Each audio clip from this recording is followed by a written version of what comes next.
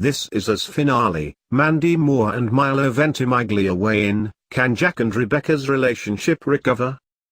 Hold on to those necklaces, folks. We're entering uncharted territory here. The season 1 finale of This Is Us did not reveal the manner of Jack's death, though it did rule out death by drunk driving to Rebecca's gig. But Moonshadow gave audiences something that they perhaps hoped they'd truly never see, unspooling the toughest, darkest depiction of a marriage in crisis that they've seen on the series to date. Even Milo Ventimiglia admitted to people at a finale screening on Tuesday that right after reading the finale script, he immediately began texting creator Dan Fogelman about the apparent dissolution or the apparent breakage of a marriage. And even the star's momentary panic raises the question, in what kind of state was Jack and Rebecca's marriage when he departed this earth? Ventimiglia admitted that he has an idea based on a little information about where Jack and Rebecca's relationship will lead, but I think the idea is that they got to a breaking point and sometimes you need to regather yourself and get a little bit of distance. Then you can hopefully get back on track. Despite their heated argument, Ventimiglia doesn't think that Rebecca's mind is made up about the future of their romance. These are two people that love each other very much, he said, and added, they got to a heated place where you need to step back, get perspective and understand that you can right the wrongs. The season 1 finale of did not reveal the manner of Jack's death, though it did rule out death by drunk driving to Rebecca's gig. But Moonshadow gave audiences something that they perhaps hoped they'd truly never see, unspooling the toughest, darkest depiction of a marriage in crisis that they've seen on the series to date. And it raises a now smoldering related question. In what kind of state was Jack and Rebecca's marriage when he departed this earth?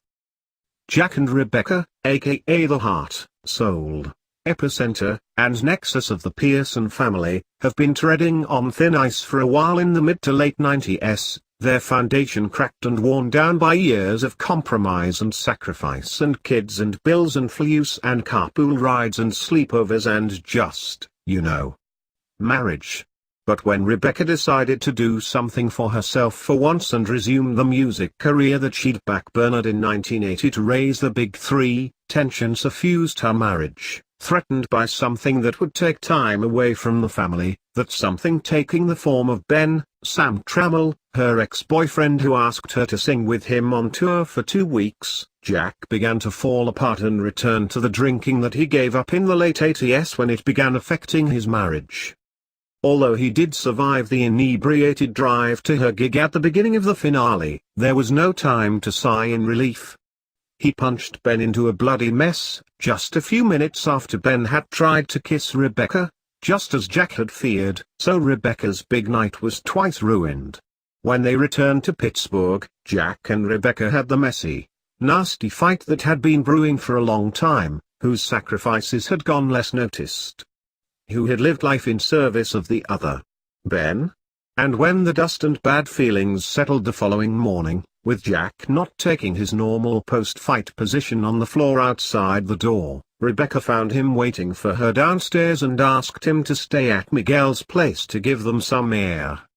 Jack solemnly agreed and packed his bags to leave, but not before delivering a speech that showed he was in this thing for keeps, telling her that their love story was just getting started. Although his ticking life clock would beg to differ, with a wink, he exited, leaving Rebecca to ponder the whole of their relationship while holding on to the moon-shaped jewelry Jack gave her, something she said she'd never take off. And if she does at one point, she ultimately puts it back on, as we've seen her wear it in the present day while married to Miguel. While the finale hinted at an ending to Jack and Rebecca, it also contrasted that with the charmed beginning of their relationship and the not-so-charmed days leading up to it. We journeyed back to 1972, when Rebecca was an aspiring singer, while her friends were on a more traditional path, trying to get her to settle down, diversify as they called it.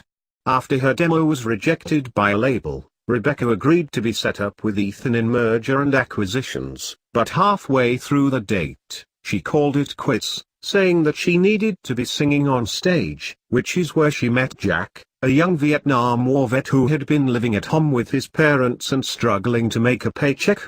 With life cutting him bad breaks, including being robbed after a poker game, Jack was just about to steal the money at the register at the bar owned by the guy who took his money, to get his fair share of life's pot, when he heard Rebecca singing Cat Stevens' Moonshadow. And so we saw the beginning of the epic, high-rated love story, and possibly the beginning of the end.